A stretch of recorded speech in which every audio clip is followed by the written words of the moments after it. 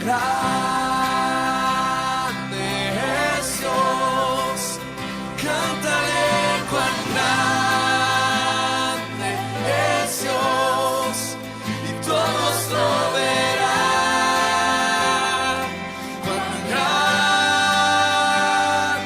es Dios.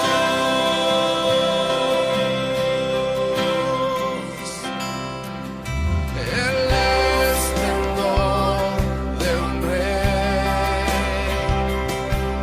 vestido en majestad, la tierra alegre está, la tierra alegre está, cubierta está de luz, venció la oscuridad.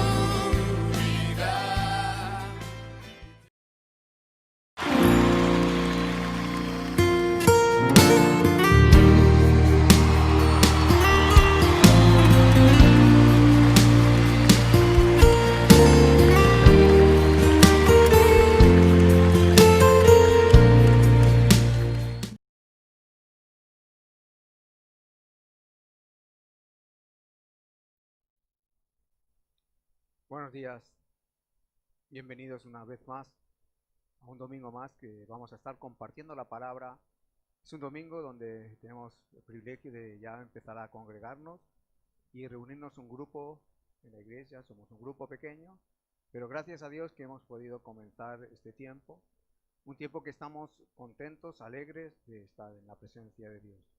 Aquí en esta mañana, en el lugar donde nos congregamos, ya hay un grupo de personas que está asistiendo a la iglesia y eso ya nos hace que veamos rostros y que estemos contentos y alegres de comenzar de nuevo ese tiempo de estar en la casa de Dios.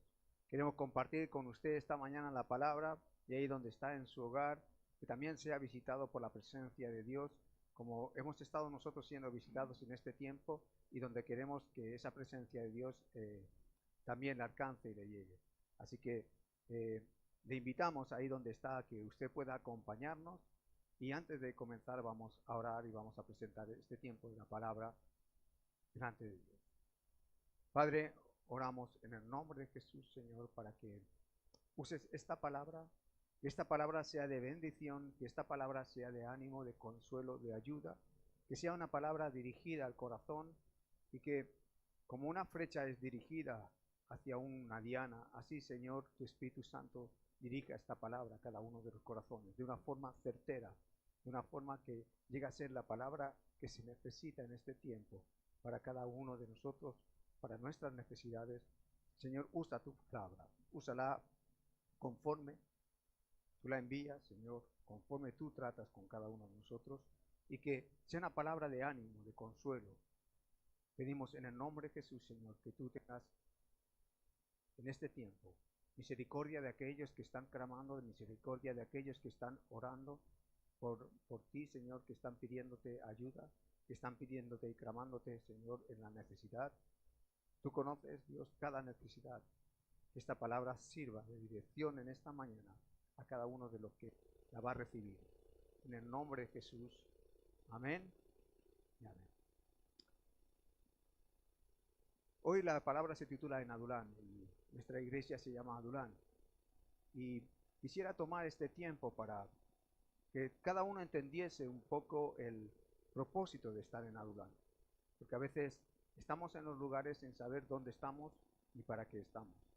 Entonces, la idea de esta mañana es que podamos estar escuchando de nuevo, y a algunos no les será nueva esta palabra, pero otros necesitan escucharla, otros recordarla, y que esta palabra traiga dirección a su vida, también para este tiempo que estamos viviendo, porque es un tiempo diferente a otros vividos, donde tenemos la necesidad de la dirección y la guía de Dios en cada decisión que tomamos. Hay decisiones que tenemos que tomar respecto al trabajo, hay decisiones que tenemos que tomar respecto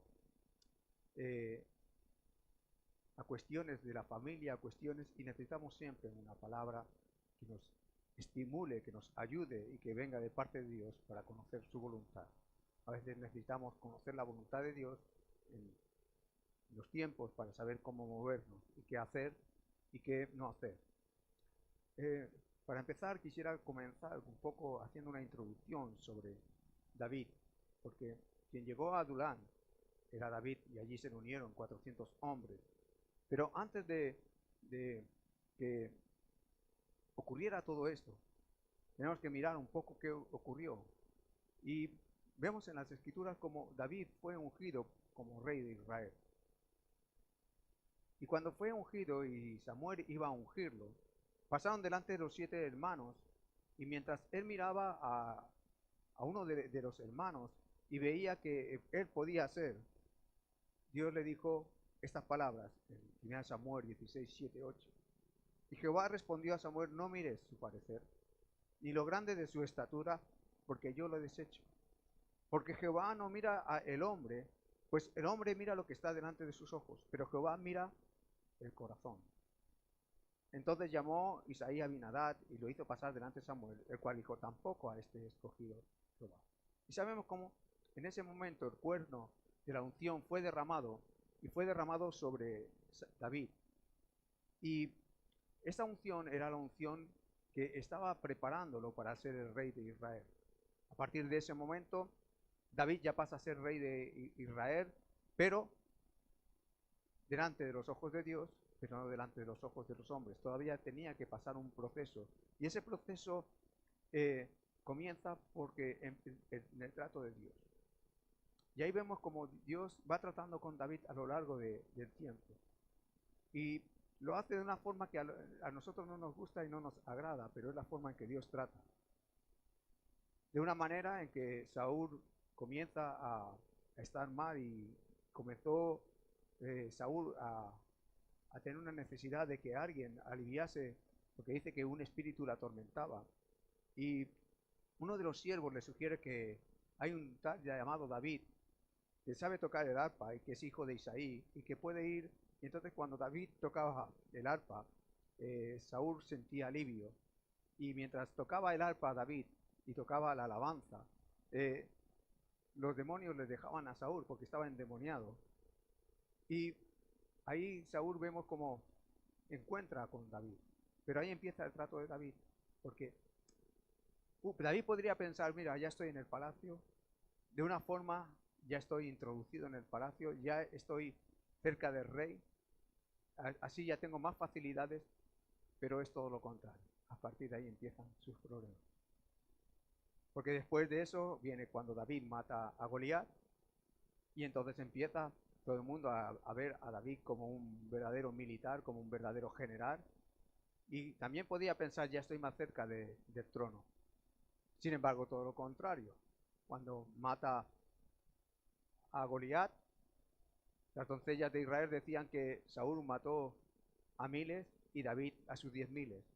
Y entonces comienza el proceso de la búsqueda y captura de David, porque a partir de entonces Saúl lo persigue. Lo persigue y lo persigue a muerte, de tal manera que cuando empieza a escuchar que él había matado a 1.000 y David a 10.000, llega a tirarle una lanza buscando su muerte. Y a partir de entonces Saúl empieza a perseguir a David. De tal manera que David, antes de llegar al lugar donde vamos a hablar hoy, que es Adulán, llega a Gat, donde se tiene que fingir loco, y dice que aún escribía en los postes de las paredes. Y de tal manera que hacía caer la baba por sus labios. Y Gat era el lugar donde había estado y de donde era Goliat. Y llega allí con la espada de Goliat, pero tiene que salir también huyendo de Gat. Y entonces es cuando llega a la historia que nosotros vamos a contar hoy. Es cuando llega a Adulán. En 1 Samuel capítulo 22, versículo 1 y 2, dice: y yéndose luego David de allí, huyó a la cueva de Adulán. Y cuando sus hermanos y toda la casa de su padre lo supieron, vinieron allí a él. Y se juntaron con él todos los afligidos, todo el que estaba endeudado y todos los que se hallaban en amargura de espíritu. Y fue hecho jefe de ellos y tuvo consigo como 400 hombres. Ahora, yo le quisiera compartir esta mañana algo que tiene que ver con la iglesia. De unos 280.000 personas. Pero en todo ese trato, en todo ese proceso, se le juntaron gente que no era la más adecuada para un ejército. Si usted reclutase un ejército, usted buscaría los más fuertes, los más grandes, los más valientes. Pero sin embargo, lo que dice que se los juntó fueron los afligidos, los endeudados y todos los que se hallaban en amargura de espíritu. Es curioso que en una cueva, estuve viendo esta semana la cueva de Adulán, y dicen que sí, que es una cueva donde cabía unos 400 personas y no es una cueva como nosotros nos la imaginamos, con un poco como lo que sale detrás en la pantalla. No, no, es una cueva grande y que tiene diferentes departamentos y que dicen que podían estar allí perfectamente 400 personas. Pero cuando llegaron estas personas a Adulán, se encontraron con que David estaba huyendo. Saúl tenía un ejército de 3000 personas que le estaba persiguiendo continuamente y que le acosaba día y noche. Y en Adulán ocurren ciertas cosas que serían buenas que nosotros las tuviésemos en el corazón, preparándonos como iglesia para lo que viene. Primero es el tiempo del crecimiento y de la transformación en la cueva, donde el primero que es transformado es David mismo. David, luego lo veremos, compone salmos en la cueva de Adulán. El Salmo 57, el Salmo 142 y dicen incluso que el Salmo 34 están compuestos en la cueva y son salmos que empiezan, salmos compuestos en la cueva. Y ahí tiene unas enseñanzas que él aprendió en la cueva, como nosotros tenemos que aprender en las circunstancias y en las adversidades de la vida, cuando nos sentimos perseguidos por las situaciones, porque él huía de Saúl, pero a veces nosotros nos podemos encontrar huyendo de una situación que no nos gusta y nos podemos encontrar enfrentando situaciones que no nos gustan. Ahora, ¿quién le gustaría que la ayuda que Dios te envía sean gente afligida? Afligidos significa gente que está en angustia, oprimidas, apenadas, pesarosos, doloridos, apesumbrados, tristes, acongojados, doloridos, consternados, atribulados, abatidos, desolados, desconsolados, inconsolables, desesperados, sufriendo, mortificados, atormentados, torturados o quebrantados. ¿Qué ejército formaría uno con gente afligida? Sin embargo, más adelante entenderemos que estas personas fueron los valientes de David, pero cuando vinieron a la cueva con aflicción. Estos hombres estaban viviendo vidas que no eran sencillas, vidas que no estaban siendo fáciles de vivir. Pero Dios les llama a que se unan a un lugar y que se unan con David. Al unirse con David, algo ocurre. Allí empiezan a ser transformados y cambiados. Cada vez que David estaba en la cueva, él cogía el arpa, cogía el decacordio y lo usaba para un instrumento de alabanza a Dios. Y eso hacía que el ánimo de ellos fuese transformado y cambiado. Recuerden que aún Saúl, cuando estaba atormentado y David tocaba el arpa, los demonios soltaban y dejaban tranquilo a Saúl. Pero necesitamos entrar en ese tiempo, porque las personas que se van a unir en Adulán son de este tipo. A veces somos así los que venimos a los pies de Cristo. Porque yo quisiera hoy hacerle entender que no estoy solo hablando de los que se unen a David, sino de los que se unen a Jesús como Señor para seguir. Cuando llegamos a Cristo venimos a veces afligidos, venimos doloridos, hemos pasado por penas, hemos pasado por problemas que mentalmente nos han dejado dañados o incluso nos han dejado confundidos. Venimos apesumbrados, venimos mortificados a veces por las situaciones que hemos vivido. Y cuando llegamos a Cristo muchas veces traemos nuestras aflicciones, traemos nuestros problemas y necesitamos entrar en ese tiempo de transformación y cambio. Ahora, nos dice otra característica que tenían los hombres que venían a David: endeudados. Gente que podía estar apremiada por un préstamo o que debían un interés o que estaban bajo una usura. Gente que en aquel tiempo, cuando tú tenías un préstamo o un interés, para poder pagarlo tenías que vender tu propia vida y acabas en la esclavitud. Es decir, gente que estaba cerca de ser esclava y estaban endeudadas y estaban ahí y que tenían una gran deuda que no podían pagar. Esta gente también se le añadió a David, gente que no podía cumplir con el préstamo, gente que tenía una hipoteca, gente que tenía algo que pagar. No solamente deudas económicas, sino también de todo tipo, deudas ante Dios, de pecado, deudas de amor, deudas, porque a veces venimos a Cristo con deudas. El Banco de España advierte de algo que va a ocurrir en este tiempo con el COVID.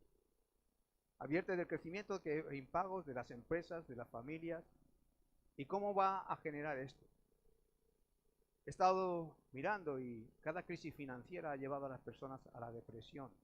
De tal forma que hay personas que se han llegado a quitar la vida y se han suicidado porque no podían hacer frente a una deuda económica. Me venía a la mente y recordaba el caso de una persona que conocí que un día se encontró a su esposo en la mesa del despacho después de haberse pegado un tiro en la cabeza porque no podía hacer frente a las deudas. El hecho es de que la deuda no solo es un problema financiero, es un problema que llega muchas veces al profundo del corazón, porque cuando una persona no puede hacer frente, si tiene cierta responsabilidad y se siente mal que no puede afrontar la deuda, siente que tiene la necesidad de pagarla y que no puede, llega un momento en que eso se le convierte en una carga tan pesada que la única manera y la única solución que muchas veces se encuentra es quitarse la vida. Y las deudas también dice y muestra las estadísticas que es una de las principales causas de divorcio en muchos lugares. Por causa de las deudas, muchos hombres, mujeres, viven ahogados, apretados, viven una vida limitada porque no pueden hacer frente a muchas cosas, tienen préstamos, tienen tarjetas de crédito, tienen hipotecas, tienen que cubrir pagos que no pueden llegar a pagarlos, y las personas que van a venir en este tiempo tal vez sean endeudadas, tal vez sean afligidas, y la iglesia tiene que estar preparada para atender a aquellos que van a venir endeudados. ¿Y cómo se pagarán las deudas de aquel que no puede hacerlas frente? Quisiera hoy traer una enseñanza y algo que mucha gente desconoce. Yo quisiera que usted saliese de toda deuda financiera, y si le hablo de lo que le voy a hablar ahora, es para que usted entienda que igual que el afligido tiene que venir a Cristo y derramar su corazón, y si tiene alguna cuestión interna en el corazón, orar para que Dios quite ese aguijón en su corazón, así la persona que tiene una deuda tiene que conocer principios que Dios establece.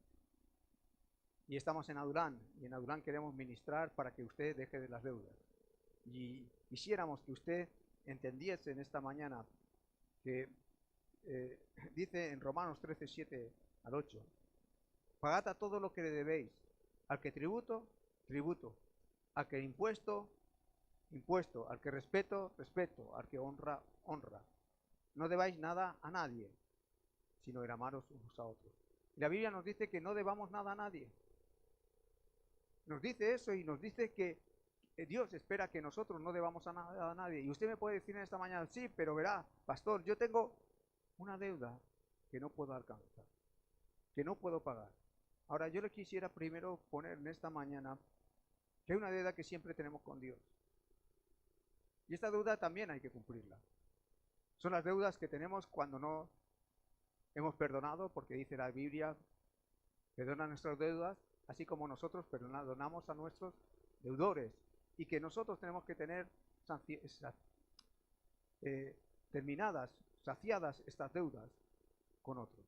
Pero al mismo tiempo hay una deuda, y esta deuda sí que tiene que ver en el plano económico, que es el diezmo.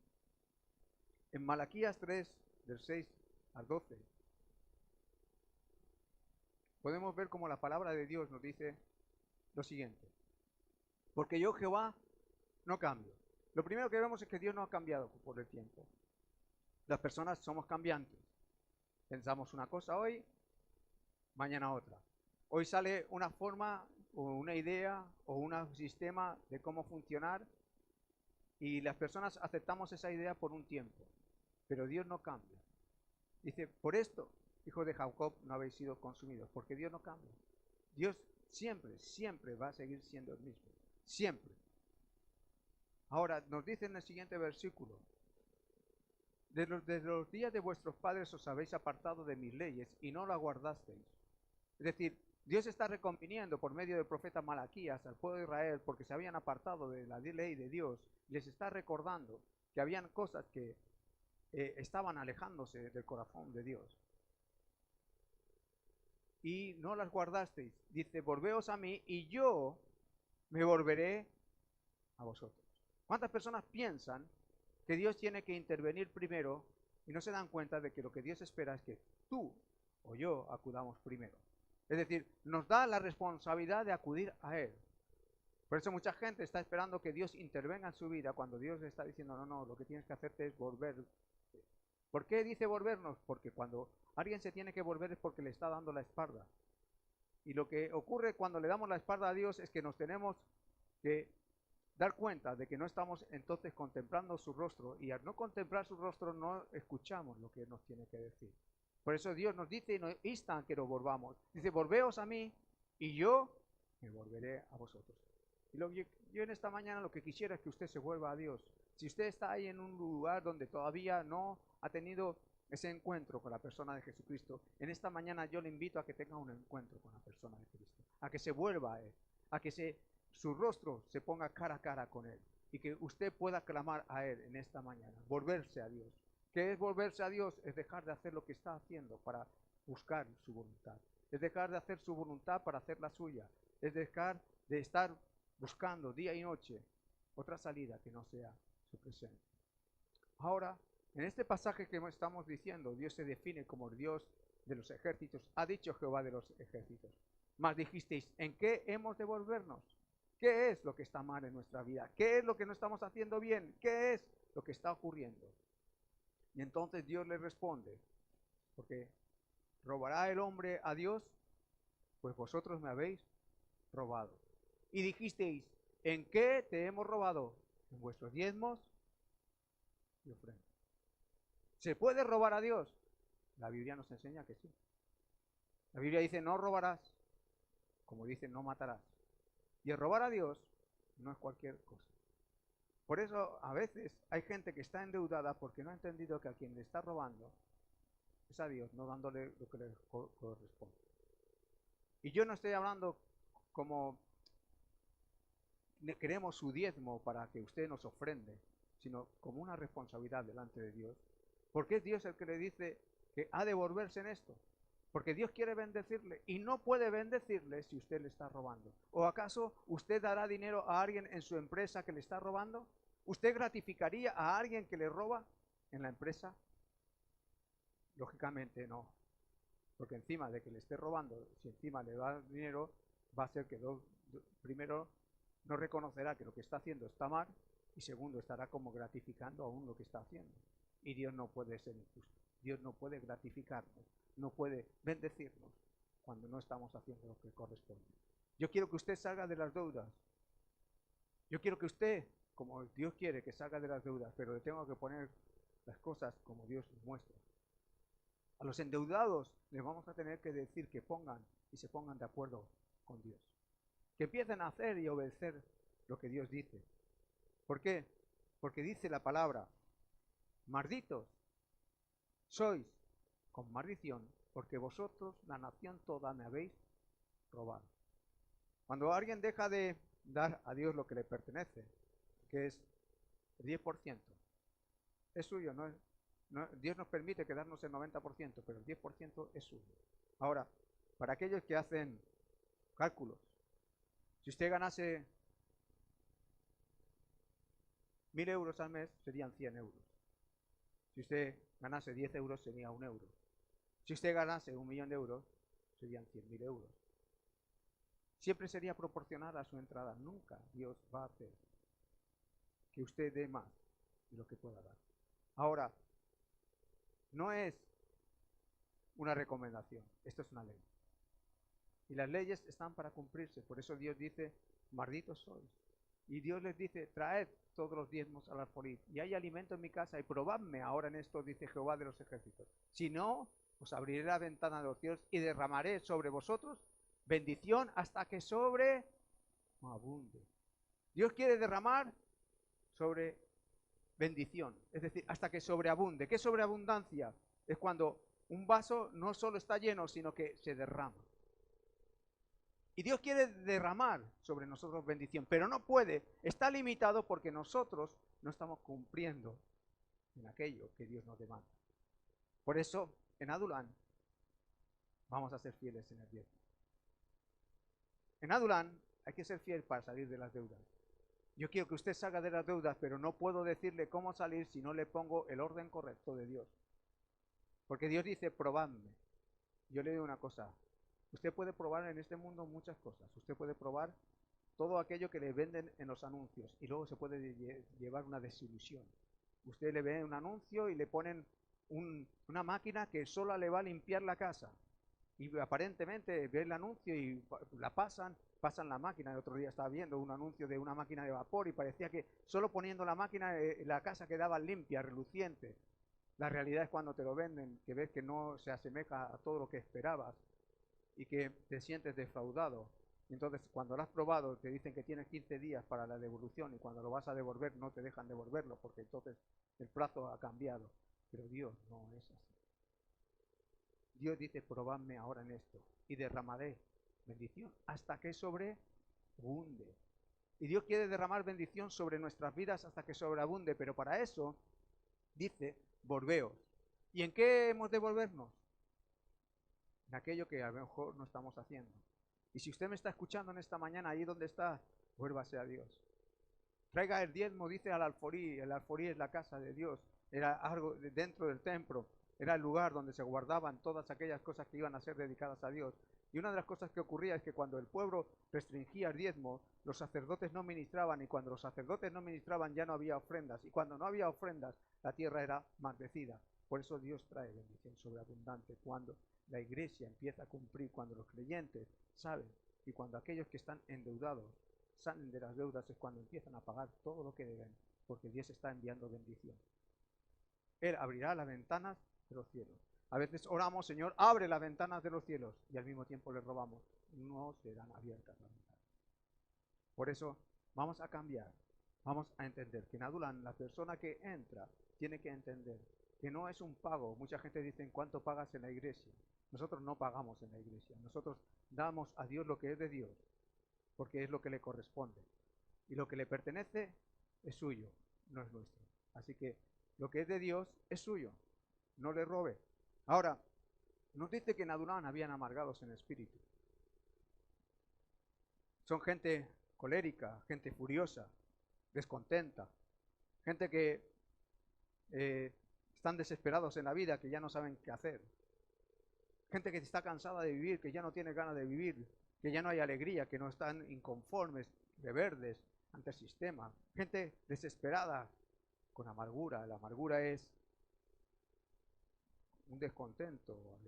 En el hebreo es furioso, alguien colérico, alguien que está amargado.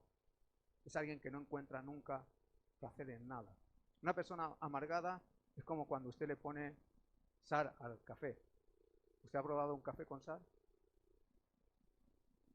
Si le digo una cosa, ¿sabe lo que producen? Náuseas. Náuseas.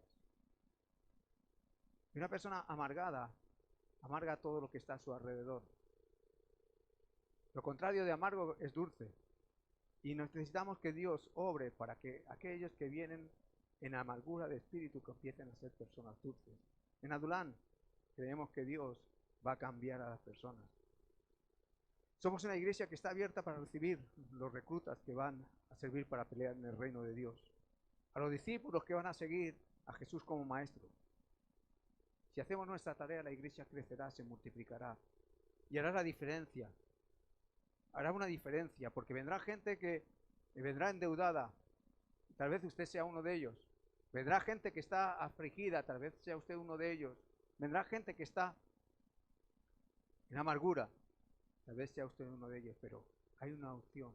Cuando uno entra en Adulán, cuando uno empieza a ponerse en las manos, y ya no le hablo del ungido del rey David, sino de Cristo, el ungido, el Mesías, usted puede ser transformado y cambiado.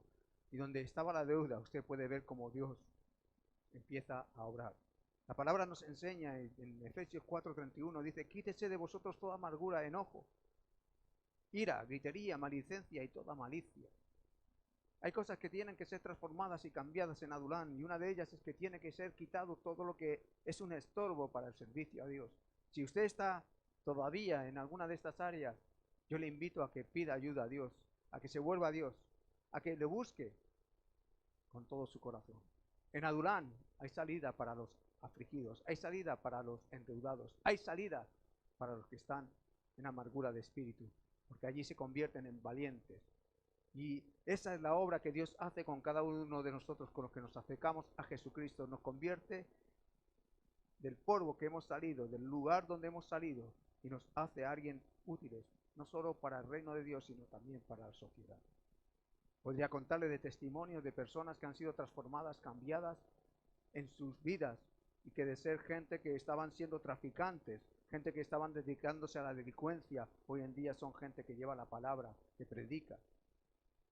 Algunos de ellos son amigos, hermanos. Ahora, yo le digo, en Adulán, tenemos que cambiar algo y es el menosprecio de nosotros mismos. Una de las cosas que está ocurriendo y que veo y que noto es que muchas personas se menosprecian a sí mismas. Y como iglesia a lo mejor nos estamos menospreciando porque pensamos que no vamos a hacer nada. Pero le digo que en Adulán no tiene que ver con quién somos nosotros, ni cómo venimos, tiene que ver con el que está en la cueva, que es el ungido de Dios, es el Cristo. Tiene que ver con que la presencia de Jesucristo puede hacer que nosotros seamos transformados y cambiados. Y en Adulán tenemos que empezar a tener un concepto correcto de nosotros mismos. Dice Romanos 12:3. Digo pues, por la gracia que me es dada a cada cual que está entre vosotros, que no tenga más alto concepto de sí que el que debe tener, sino que piense de sí con cordura, conforme a la medida de fe que Dios repartió cada uno. Es decir, la Biblia nos dice que pensemos de nosotros mismos con cordura, que no tengamos un concepto más alto, pero al mismo tiempo que no tengamos un concepto más bajo. No es bueno creerse lo que no somos, como tampoco es bueno despreciarse y pensarse que somos inútiles siempre. Hay que salir de ese menosprecio o de esa altivez. El verbo que utiliza para tener un concepto más alto es huperproneo, quiere decir estimarse uno demasiado o ser arrogante. Es decir, uno no tiene que ser arrogante, no tiene que creerse que es alguien importante, pero al mismo tiempo tampoco tiene que despreciarse. Cristo nos ha venido a rescatar para que nosotros tengamos el valor correcto. Y cada uno de nosotros tiene una tarea asignada de parte de Dios.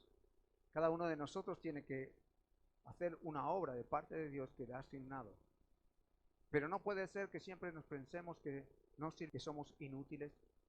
Ese tiempo tiene que cambiar. Cada uno de nosotros es útil en el reino de Dios. Dios le ha llamado, le ha buscado para que haga una tarea. Hay gente que menosprecia a Dios, hay gente que menosprecia las cosas de Dios. Y no voy a entrar en esta mañana, pero Cristo ha venido para salvar, para sanar, para liberar, para llevar que los hijos de Dios cumplamos el plan del divino. Y cuando cada uno de estos amargados en espíritu, cada uno de estos afligidos, cada uno de estos endeudados entraban en la cueva, entraban dentro también del plan de Dios, porque Dios tenía un plan. David iba a ser el rey de Israel. Nosotros ahora servimos al Rey de los Reyes y al Señor de Señores. Estamos bajo su cuidado, estamos bajo su amparo, estamos bajo su tutela. Y Él quiere transformarnos como fueron transformados cada uno de estos hombres, que llegaron menospreciados por otros. ¿Y quién pensaría que cada uno de ellos serían los valientes de David? Cuando veían a alguien que tenía una deuda grande, que estaba a punto de entrar en la esclavitud. Y dicen que en aquel tiempo las deudas venían porque Saúl había puesto impuestos elevados, como puede pasarnos a nosotros que las situaciones cambien y que de pronto entremos en deudas, que de pronto entremos en aflicción, que de pronto entremos, pero hay una salida, y esa salida nos la da el Rey de Reyes y el Señor de Señores. Ahora, que no nos menospreciemos, que no caigamos en el error de vanagloriarnos y creernos que somos algo cuando Dios nos ve. Porque si Dios le saca de la deuda, no será por logro propio. Si Dios le saca de la aflicción, no será por logro propio. Nada de lo que nos vaya a ocurrir va a ser por logro propio, será por una obra hecha en la cruz del Calvario a favor nuestro. Esa obra está vigente y sirve para cada uno de nosotros. Ahora, yo quisiera terminar el tiempo que nos queda con un salmo. El Salmo 57. Hay tres salmos que dicen que se escribieron en la cueva de Adulán. Salmo 142, el Salmo 57 y dicen que el Salmo 34. Pero vamos a leer el Salmo 57 hoy. Y vamos a terminar con este salmo, escrito en la cueva de Adulán. Porque sabe una cosa, en Adulán Dios le puede dar palabra, en Adulán Dios le puede dar un cántico, en Adulán Dios puede transformar su vida y hacer que su oración sea elevada como la fue la oración de David. Y este salmo que vamos a estar leyendo hoy es un salmo que nos puede dar pautas de conducta para comenzar a entender cómo dentro de una cueva oscura aún podemos mirar más arriba, podemos mirar más allá del cielo, podemos mirar a la presencia de Dios. Y eso es lo que David hizo en el Salmo 57. Salmo 57 comienza con estas palabras. Si lo puedes poner: ten misericordia de mí, oh Dios, ten misericordia de mí. Porque en ti ha confiado mi alma. Y en la sombra de tus alas me ampararé hasta que pasen los quebrantos. Alguien que estaba dentro de una cueva, atribulado, rodeado de 400 personas, y de estas 400 personas piense, endeudados, amargados en espíritu, escuchando problemas de otros, no solo su suyo. David, ¿cómo podía componer un salmo? En medio de toda esa dificultad podía estar componiendo una alabanza a Dios si todo lo que escuchaba eran problemas. Si todo lo que oía alrededor suyo, de las personas que se le unían, de los conflictos que tenían, eran problemas. Porque tenía algo claro. Tenía su confianza intacta. Por eso comienza entendiendo que lo primero que necesita de parte de Dios es su misericordia. Lo primero que necesitamos es que sin la misericordia de Dios nada podremos mover, nada podremos hacer. No va a ser por logros. Si venimos a Dios y venimos cargados, cansados, es porque su misericordia aún está disponible para cada uno de nosotros. Si Dios hubiese cerrado el grifo de su misericordia y hubiese dicho, hasta aquí, se acabó mi misericordia, no tendríamos solución ninguna, no tendríamos respuesta, no habría nada. Pero dice, oh Dios, ten misericordia de mí porque en ti ha confiado mi alma. Y la confianza mantenía intacta. Y aún tenía la necesidad tan grande que lo primero que pide es misericordia. Cuando alguien acude a la presencia de Dios y pide misericordia, es porque entiende que lo único que tiene delante de Dios es esa disponible, la misericordia de Dios. Yo le digo que para usted, para mí, aún sigue habiendo tiempo de misericordia. Confíe, como dijo David, ten misericordia a mí porque en ti ha confiado mi alma. Y él dice cómo se siente bajo la protección divina, la protección de Dios, que a veces nos olvidamos que está para cada uno de nosotros disponible. Usted está pasando por un momento de tribulación, de prueba, de lucha. Hay un lugar de refugio. Adulán significa refugio. Y él estaba refugiado en una cueva, pero dentro de la cueva, él buscó un refugio de Dios. Por eso dice, y en la sombra de tus alas me ampararé hasta que pasen los quebrantos. Algunos dicen que la sombra de tus alas es cuando la imagen de la águila con los polluelos debajo de sus alas. Pero otros dicen que también era cuando el arca reflejaba las alas en el tabernáculo y entonces se veía la sombra de las alas de los querubines del arca de la propiciación. Y entonces hablaban de que también él se sentía en la presencia de Dios refugiado, seguro. Y una de las cosas que produce saber que uno está bajo la presencia de Dios es que usted tiene que tener esa seguridad de estar bajo la sombra de sus alas, de estar cuidado, de que no está abandonado. Por eso muchas personas se menosprecian porque no se sienten bien cuidadas. Pero yo le digo una cosa, estamos bajo la sombra de las alas. Es un lugar de refugio, de amparo. Es una característica que nos muestra que Dios protege, que Dios es nuestro refugio. Hasta que pasen, dice, los quebrantos. Y yo me imagino como cuando en las guerras, usted no sé si ha visto las imágenes de cuando se oía la sirena de alarma de que venían un bombardeo. Y la gente se refugiaba en lugares como búnker o refugios antiaéreos. Todavía siguen aquí habiendo este tipo de refugios, de búnker. Y la gente se sentía protegida mientras estaban bombardeando fuera. Y cuando pasaba el bombardeo, la gente salía del refugio. Y a veces nosotros tenemos que estar en la presencia de Dios refugiado hasta que pasen circunstancias. Lo que estamos viviendo hoy pasará, pero necesitamos estar bajo la sombra de las alas de Dios.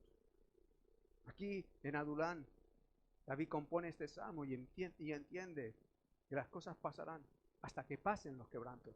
Recuerde cómo estaba David, perseguido. Tenía un ejército que le estaba buscando para matarlo. Cómo estaba rodeado de gente que no le apoyaba. Porque los 400 que venían tenían necesidad, endeudados, afligidos. No podía, pero él estaba mirando mucho más alto que las paredes de la cueva. Él estaba mirando al Dios Altísimo. Él estaba mirando allí y estaba recordando que bajo las sombras de las alas de Dios, él se podía sentir seguro. Ahora, dice en el siguiente, clamaré al Dios Altísimo, al Dios que me favorece.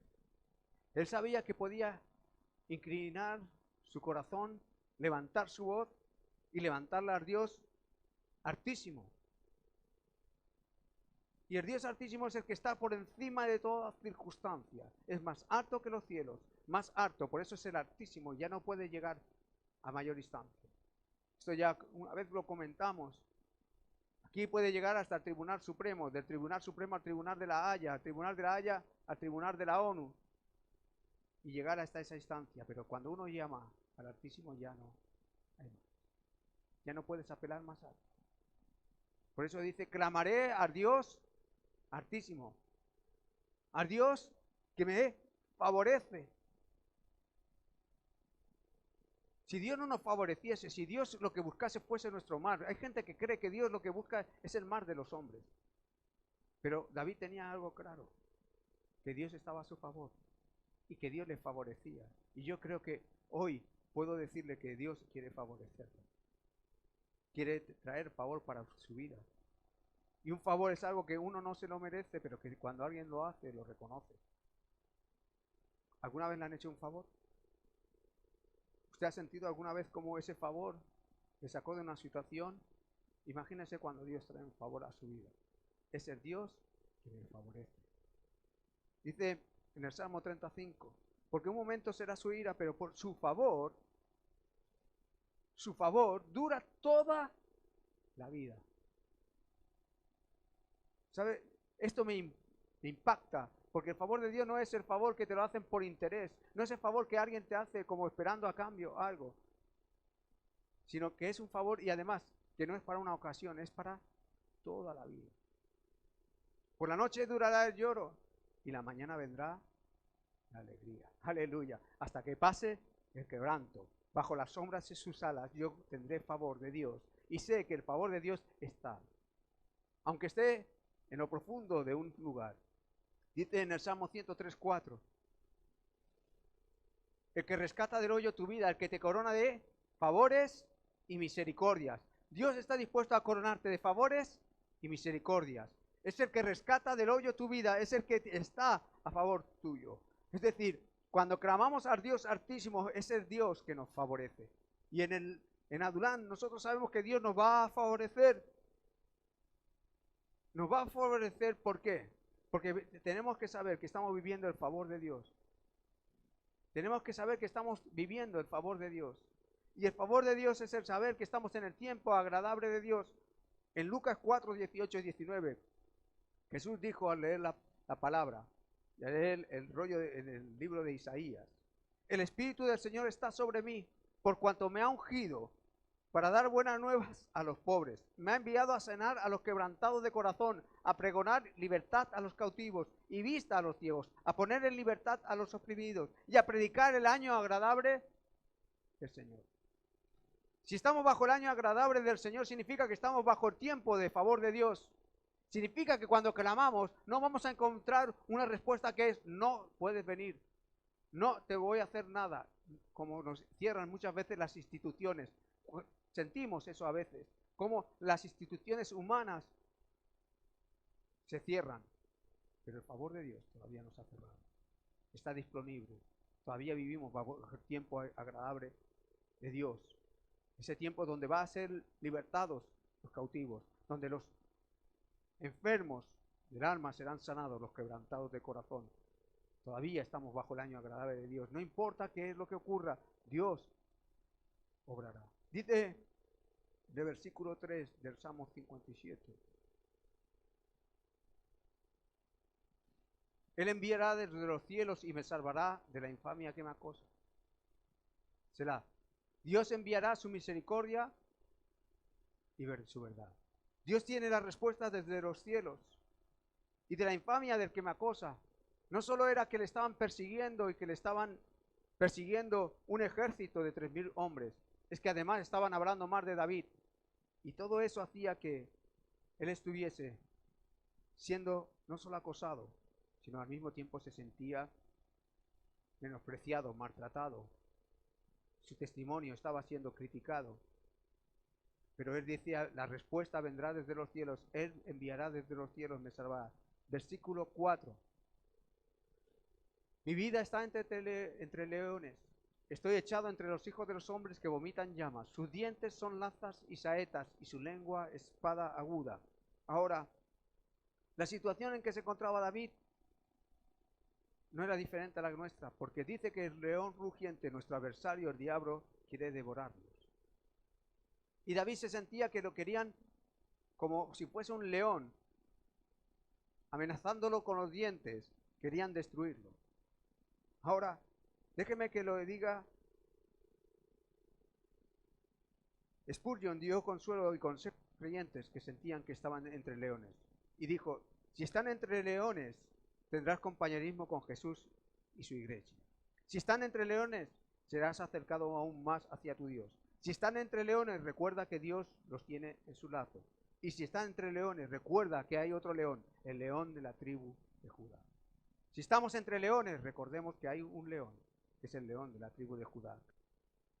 Estoy echado entre los hijos de los hombres que vomitan llamas, sus dientes son lanzas y saetas. Es lo que mucha gente utiliza la boca para usarla como una espada y con su lengua afilada empezar a criticar y hablar mal de otros. Y dice que él estaba rodeado de personas así, él se sentía así, pero él estaba entendiendo lo siguiente, dice en el versículo 5. A pesar de todo eso dice: exaltado sea sobre los cielos, oh Dios, sobre toda tierra sea. Y comienza a cambiar y empieza a dar alabanza a Dios en la Adulán. Reconoce cuál es su persecución, reconoce cuál es su estado, para alabar y exaltar a Dios sobre todo. Dice: sobre los cielos, Dios. Sobre la tierra, ¿hay algo que está pasando? Sobre los cielos está Dios, sobre la tierra, su gloria. Dice el versículo 6: hay trampas que el enemigo ha puesto, red ha armado en mis pasos. Se ha batido mi alma, hoyo han cavado delante de mí, en medio de él han caído ellos mismos. El enemigo tiene preparadas trampas para nosotros. No solo viene como un león rugiente para devorarnos, sino que sabe la estrategia para ponernos trampas delante de nuestro camino. Dice Red han armado a mis pasos. Y él se veía como cuando un cazador iba a cazar un ave de presa y ponía redes. Y él las veía que estaban delante suyo. Hoyo han cavado delante de mí. En medio de él han caído ellos mismos. Y saben, como Mardoqueo, que la misma horca que él construyó para el pueblo de Israel acabó siendo ahorcado. Así, muchas veces el enemigo pone trampas en nosotros, pero el enemigo caerá en esas mismas trampas. Red han armado, pero en esas mismos hoyos que ellos han cavado caerán. No se preocupe. Sí, trampas. Pero sí que es importante saber reconocerlas. Hay trampas delante nuestro. Hay redes delante nuestro y que tenemos que conocer. Tenemos que conocer la estrategia del enemigo. Tenemos que conocerla. Ahora, dice pronto.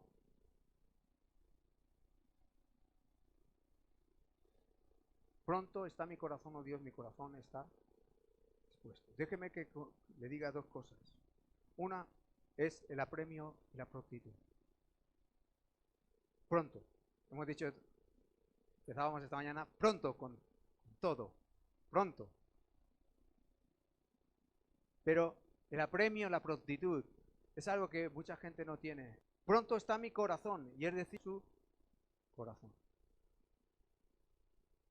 Y una de las cosas que no nos damos cuenta es el apremio, la prontitud que necesitamos para coger y hacer las cosas. Dice la palabra en Mateo 4:20.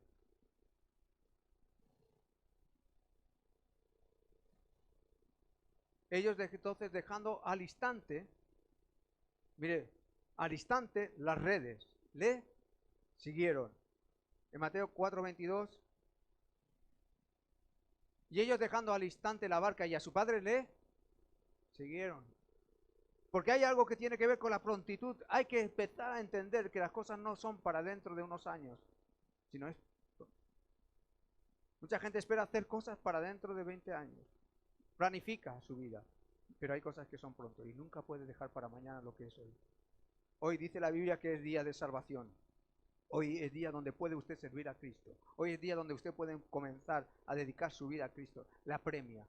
Ahora, la otra cosa que le digo es, hay apremio, hay prontitud, tiene que ser algo que haga pronto, no puede dejarlo para mañana. El venir a Cristo es pronto, no para mañana. Porque dice que dejaron al instante dos cosas, las redes y su padre. Dejaron el trabajo, eran pescadores, y dejaron el trabajo y dejaron la familia por Cristo. Pronto. Ahora tiene que haber disposición. Y esa disposición tiene que ver con una actitud del corazón. Pronto está mi corazón, o mi corazón está dispuesto. Y tiene que ser pronto con un corazón dispuesto a servir a Cristo. Cuando llega Durán tienes que estar dispuesto a todo. Por eso este tiempo es un tiempo donde no vas a perder, vas a ganar. Entonces dice Mateo 19, 27, 30. Entonces respondiendo Pedro le dijo, aquí nosotros lo hemos dejado todo y te hemos seguido. ¿Qué pues tendremos? ¿Qué tendremos si lo hemos dejado todo por ti, Jesús? Y Jesús le dijo, de cierto os digo, que en la regeneración, cuando el Hijo del Hombre se siente en el trono de su gloria, vosotros que me habéis seguido también os sentaréis sobre 12 tronos, para juzgar a las 12 tribus de Israel. Y cualquiera que haya dejado, y ahora mire bien, esto era para los apóstoles, pero esto es para usted, para mí.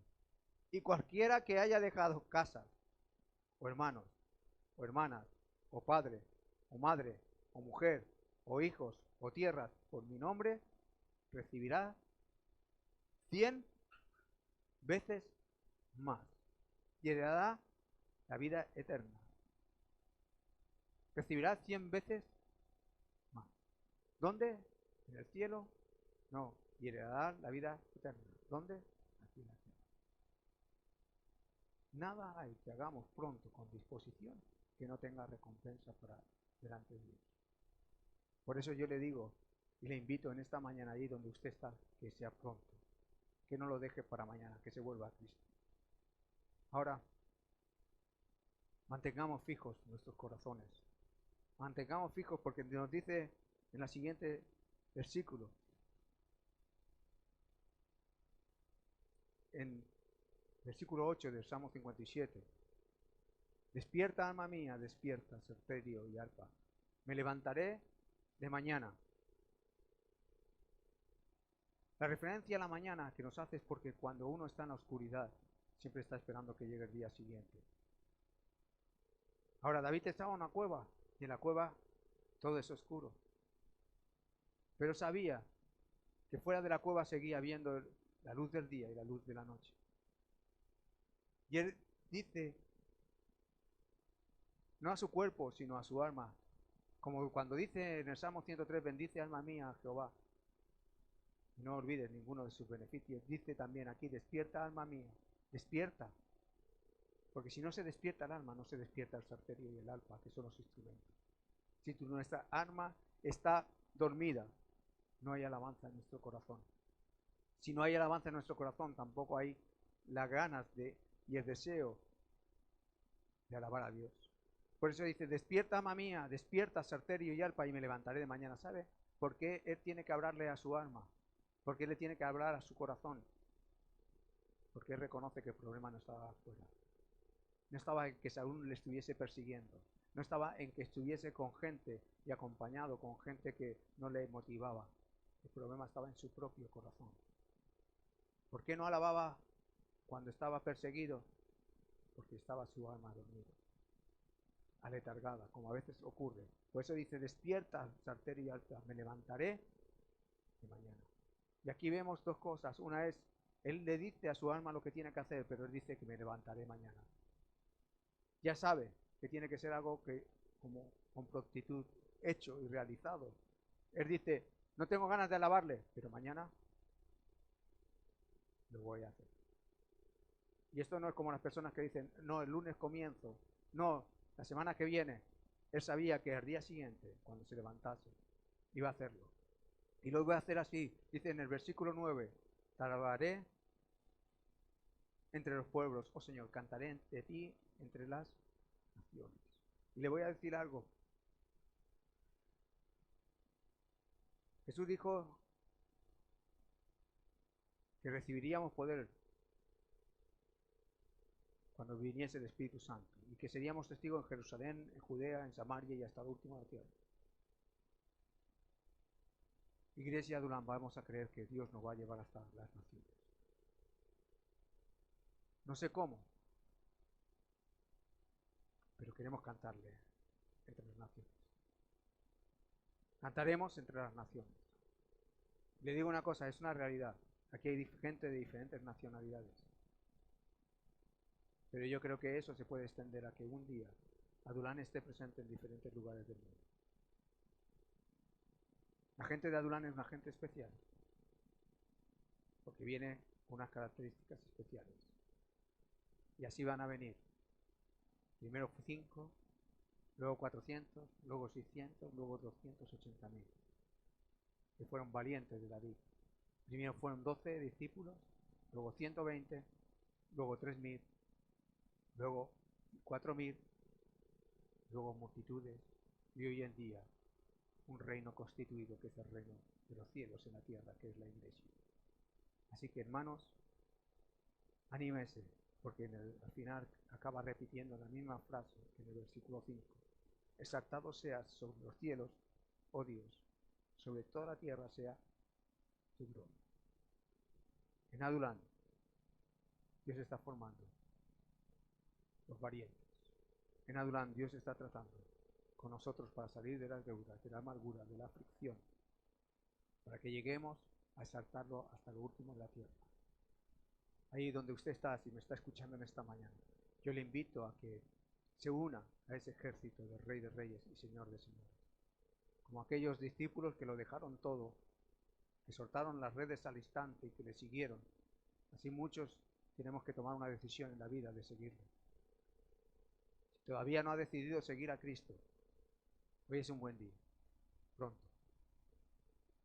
Hágalo hoy, decídase. La Biblia dice que hoy es día de salvación. Y ahí donde está usted, yo le invito a que ore conmigo y que entregue su vida a Jesús. Padre, me doy cuenta en esta hora de que he vivido apartado y de espaldas a ti. Y yo me vuelvo hoy, reconociendo mi necesidad de tu misericordia y tu perdón, creyendo que Jesús fue a la cruz del Calvario y que fue a morir en mi lugar. Es mi sustituto, sé que ha pagado el precio de mis pecados.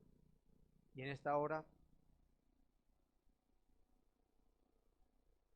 creo que Él murió en la cruz por mí, pero al mismo tiempo creo que resucitó al tercer día. Jesús, yo te entrego mi vida, te entrego todo mi ser, te pido que seas el dueño y el Señor de mi vida. Te reconozco, Jesús, como el Señor, y a ti te entrego mi cuerpo, mi alma, mi mente, mi ser, todo lo que soy, todo lo que tengo. Y te recibo a ti como mi único y suficiente Salvador, para que hasta el día que parta a tu presencia, hasta el día que llegue el final de mi vida, pueda ser guiado por tu Espíritu, haciendo tu voluntad. Te doy gracias por salvarme, por rescatarme. En el nombre de Jesús. Amén. Amén. Dios le bendiga ahí donde está. Dios le guarde, le proteja. Y más alto que los cielos, recuerde que está el Altísimo y que bajo la sombra de sus alas Él puede tener cuidado de usted. Siga el consejo. Dios le bendiga en esta mañana. En el nombre de Jesús. Amén.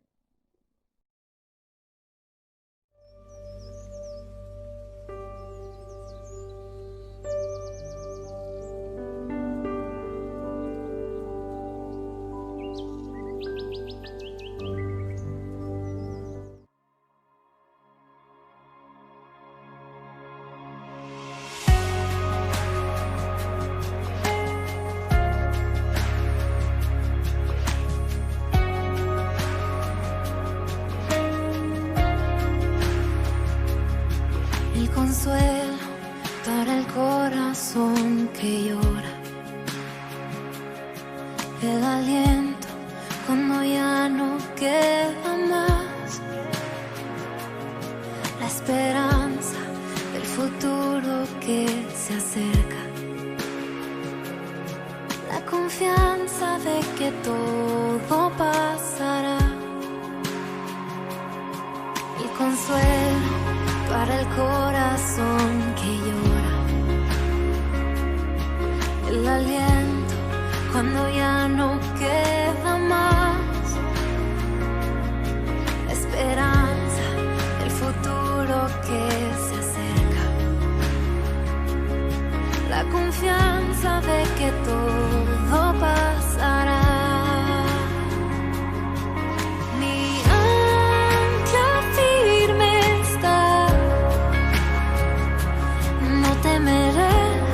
Sé que tú conmigo estás, me aferro a tu bondad y en el dolor me recuerdas la verdad, tu amor a mí me sostendrá.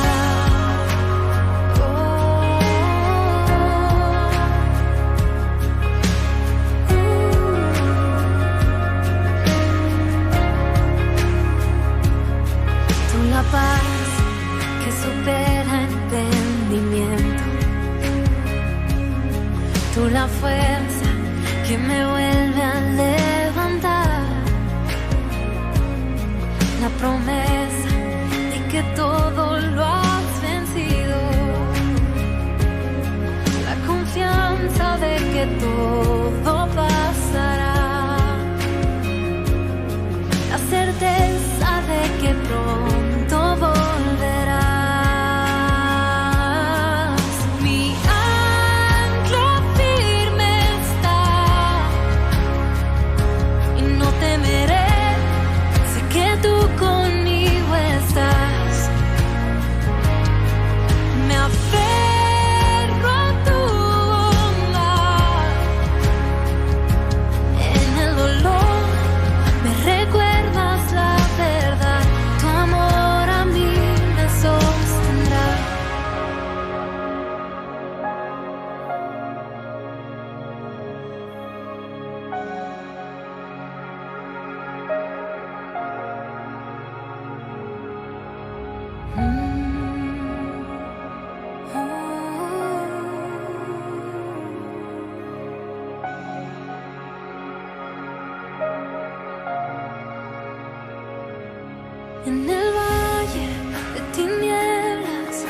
vas frente de mí. Hoy camino en la tormenta, mirándote a ti. En el valle de tinieblas